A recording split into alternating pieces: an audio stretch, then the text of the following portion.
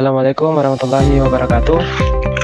Perkenalkan, nama saya Muhammad Asmawi. Saya dari kelas PGSDC dengan NIM H0525508. Di sini saya akan mengerjakan tentang konsep dasar IPS dengan dosen pengampu Ibu Tuti Alawiyah SPD MPD. Di sini saya akan membahas tentang hakikat pembelajaran IPS. Definisi hakikat pembelajaran IPS dibagi menjadi 4. Yang pertama yaitu hakikat. Dalam KBBI, hakikat adalah intisari atau dasar atau kenyataan yang sebenarnya atau sesungguhnya. Yang kedua yaitu pembelajaran. Pembelajaran adalah perbuatan, upaya, cara mengajar yang dilakukan oleh pendidik untuk menyampaikan ilmu pengetahuan. Selain itu, pembelajaran diartikan juga sebagai proses interaksi peserta didik dengan pendidikan dan sumber belajar pada lingkungan belajar. Dan yang ketiga yaitu hakikat IPS. Hakikat IPS merupakan telaah tentang manusia dan dunianya. Manusia sebagai makhluk sosial yang hidup bersama dengan sesamanya. Hakikat ilmu pengetahuan sosial atau social science adalah suatu disiplin ilmu yang mempelajari tentang manusia, masyarakat, dan interaksi sosial. Ilmu sosial mencakup berbagai bidang seperti sejarah, geografi, ekonomi, sosiologi, antropologi, politik, dan psikologi sosial. Dan yang keempat yaitu pembelajaran IPS. IPS merupakan integrasi dari berbagai cabang ilmu sosial yaitu sosiologi, sejarah, geografi, ekonomi, politik, hukum, dan budaya. Dapat dinyatakan bahwa IPS suatu mata pelajaran yang mengkaji kehidupan sosial yang bahannya berdasarkan pada kajian sejarah, geografi, ekonomi, sosiologi, antropologi, dan tata negara. Selanjutnya kita akan membahas tentang konsep dasar hakikat pembelajaran IPS. IPS bersumber pada konsep-konsep dasar ilmu-ilmu sosial. Konsep-konsep tersebut diperkaya dengan fakta yang ada dalam masyarakat dan lingkungan sekelilingnya. Oleh sebab itu, Anda sebagai guru IPS harus mengetahui dengan baik konsep-konsep dasar dan generalisasi IPS serta fakta di lingkungan masyarakat. Objeknya mempelajari tingkah laku manusia dalam memenuhi kebutuhan guna mencapai kemakmuran. Politik mempelajari kehidupan negara, pemerintahan, dan kehidupan manusia sebagai organized of politik. Ekologi mempelajari bagaimana manusia berhubungan dengan lingkungan alamnya, memelihara, mengembangkan, dan melestarikannya. Sosiologi mempelajari bentuk dan proses sifat atau ciri yang timbul dari kehidupan masyarakat, yaitu interaksi sosial yang dilembagakan. Antropologi mempelajari tentang manusia dan karyanya, the science of group of men and their behavior and production. Psikologi sosial mempelajari proses mental manusia sebagai anggota kemanusiaan sesuai dengan kurun waktunya dan sesuai dengan urutan kejadian. Sedangkan geografi mempelajari relasi manusia dengan akan yang terungkapkan pada pemanfaatan alam dalam berbagai bentuknya. Selanjutnya kita akan membahas lagi tentang konsep dasar hakikat pembelajaran IPS. Setiap ilmu sosial memiliki konsep-konsep generalisasi dan teori yang dapat memberikan kontribusi dalam penyusunan desain maupun dalam pelaksanaan proses belajar mengajar IPS pada sekolah dasar. Sedikitnya ada 7 disiplin ilmu sosial yang kita kenal selama ini menurut tradisi yang telah cukup lama, khususnya yang berkembang sejak awal abad ke-20. Disiplin ilmu sosial tersebut dapat dijelaskan satu persatu sebagai berikut. Yang pertama yaitu antropologi.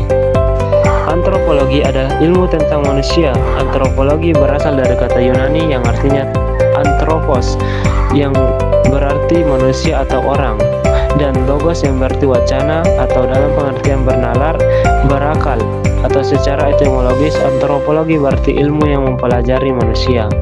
Dan yang kedua yaitu ekonomi. Ilmu ekonomi merupakan suatu studi tentang bagaimana langkahnya sumber-sumber dimanfaatkan untuk memenuhi keinginan-keinginan manusia yang tidak terbatas.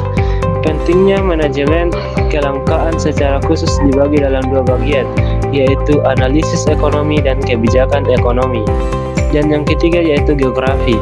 Secara etimologis, geografi adalah ilmu yang mempelajari dan menggambarkan keadaan bumi dan segala sesuatu yang ada di atasnya, seperti penduduk, fauna, flora, iklim, udara, dan segala interaksinya. Para ahli geografi mempelajari permukaan bumi dan bagaimana manusia mempengaruhi serta dipengaruhi oleh lingkungan fisiknya. Geografi dibagi ke dalam dua spesialis pokok, yaitu geografi fisik dan geografi budaya. Yang keempat yaitu sejarah. Sejarah berasal dari bahasa Yunani yang artinya historia, yang berarti penyelidikan. Pengetahuan yang diperoleh melalui penelitian merupakan studi tentang masa lalu, khususnya bagaimana kaitannya baik dari segi politik, hukum, militer, sosial, dan keagamaan. Dan yang kelima yaitu ilmu politik. Politik dalam makna yang luas adalah aktivitas yang melalui masyarakat membuat, memelihara, dan memperbaiki aturan umum yang diselenggarakan untuk mengatur kehidupan mereka. Ilmu politik adalah ilmu yang mempelajari tentang kehidupan negara. Bidang khusus ilmu politik meliputi pusat perhatiannya tentang tingkatan pemerintahan atau organisasi politik lainnya. Yang keenam yaitu psikologi. Psikologi berasal dari kata fisik yang diartikan dengan jiwa dan perkataan logos yang diartikan ilmu atau ilmu pengetahuan. Dengan demikian, perkataan psikologi diartikan sebagai ilmu pengetahuan mengenai jiwa atau ilmu jiwa. Ilmu jiwa yang dimaksud di sini tentu yang berkenaan dengan jiwa manusia, di mana memang pada dasarnya dalam kajian ini pembahasannya adalah tentang ilmu sosial yang objeknya adalah manusia, baik berupa perilaku individu maupun kelompok-kelompok kecil individu. Dan yang ketujuh yaitu sosiologi. Sosiologi berasal dari berbagai disiplin ilmu, yaitu struktur ilmunya terakumulasi dari kata empirik dan teori ilmu sosial. Sosiologi merupakan suatu ilmu pengetahuan yang mempunyai objek studi masyarakat. Namun demikian, sampai sekarang definisi sosiologi masih agak sukar untuk memberikan suatu batasan yang pasti tentang definisi sosiologi, lantaran terlalu banyak cakupan kajiannya sehingga kalaupun diberikan suatu definisi, masih ada juga yang tidak memenuhi unsur-unsurnya secara menyeluruh.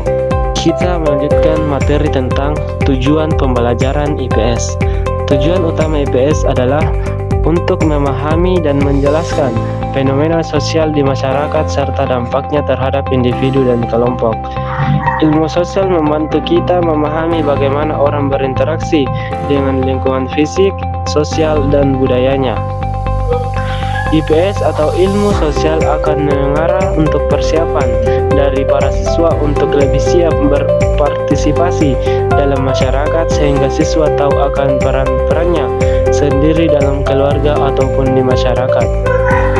Mengetahui hal tersebut, orang tua dan keluarga akan menekankan peranan orang lain tiap memberikan kajian ilmu, baik dalam bentuk apapun seperti disiplin ilmu yang bersifat menyeluruh atau materinya diambil dari para guru-guru sosial seperti sejarah, geografi, antropologi, ekonomi, dan lain-lain. Jadi kita akan membahas lagi tentang manfaat pembelajaran IPS.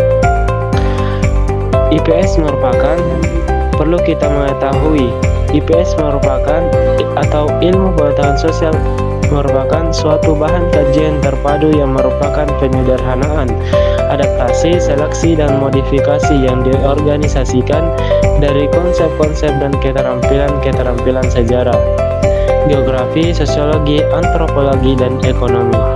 Dengan demikian, Erning Wijayanti menyatakan, adapun manfaat pelajaran dari IPS tersebut antara lain. Yang pertama yaitu pelajaran IPS membekali siswa pengetahuan sosial yang nantinya bisa diterapkan langsung dalam kehidupan bermasyarakat kelak. Dan yang kedua, membekali siswa kemampuan menganalisis, mengidentifikasi, serta menyusul alternatif dalam memecahkan masalah sosial yang dihadapinya dalam kehidupan masyarakat. Dan yang ketiga, membekali siswa kemampuan berkomunikasi dengan masyarakat untuk berbagi ilmu dan keahlian mereka. Dan yang keempat, membekali siswa mengenai kesadaran sikap mental yang positif dan keterampilan untuk berkontribusi di masyarakat kelak. Dan yang kelima, memberikan bekal kepada siswa kemampuan untuk mengembangkan pengetahuan sosial perkembangan di kehidupan masyarakat. Dan yang keenam, mempelajari IPS membantu siswa untuk mengetahui cara berinteraksi dengan orang di sekitarnya, baik itu interaksi dalam kelompok kecil maupun kelompok besar. Dan yang ketujuh, mempelajari IPS memudahkan siswa untuk terjun dan hidup dalam suatu kelompok baru karena mereka sudah dibekali pengetahuan mengenai tradisi yang ada di dalam kelompok tersebut. Dan yang kedelapan, melatih sifat teliti dan ekonomis, mengajari siswa untuk mensyukuri kehidupan yang dimilikinya karena apa yang sedang mereka jalan saat ini merupakan bagian dari proses-proses sosial yang harus dilewati. Dan yang kesembilan, mempelajari IPS diharapkan siswa mampu mengembangkan aspek pengetahuan dan pemahaman, knowledge and understanding, serta aspek keterampilan atau skill. Itulah tadi manfaat pembelajaran IPS menurut Erming Wijayanti. Dan selanjutnya kita akan membahas tentang ruang lingkup pembelajaran IPS. Pada ruang lingkup pembelajaran IPS mempunyai fase tersendiri untuk mampu menyesuaikan kepada para siswa tentang apa itu arti sosial, begitupun di tingkat dasar dengan berbagai masalah sosial lain tentunya, tidak secara mentah mengajarkan hal geografi, sejarah, ekonomi, dan ilmu-ilmu sosial lainnya.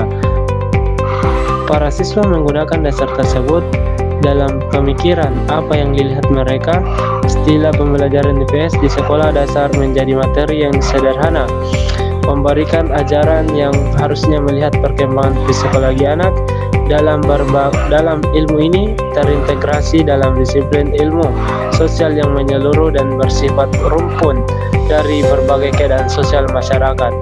Jadi, agar materi yang diajarkan berguna untuk siswa menjadi bekal untuk siswa dalam ikut serta dan memahami kehidupan selanjutnya bermasyarakat. Ilmu yang diajarkan di SD sangat menjadi tolak ukur bagi para siswa agar seperti yang diharapkan oleh orang tua dan diri sendiri. Maka dari itu, ilmu sosial harusnya dijadikan umpan untuk mengembangkan kompetensi siswa dan melatih pengetahuan pengembangan karakter didik dari siswa selama pembelajaran IPS di SD. Itulah tadi pemaparan materi dari saya. Saatnya kita dapat menyimpulkan bahwa IPS ini sangat penting karena melalui pendidikan IPS tidak hanya diajarkan untuk memahami dinamika kehidupan sosial, tetapi juga diharapkan dapat menginternalisasi nilai-nilai seperti empati, toleransi, rasa tanggung jawab, dan kesadaran akan keberagaman.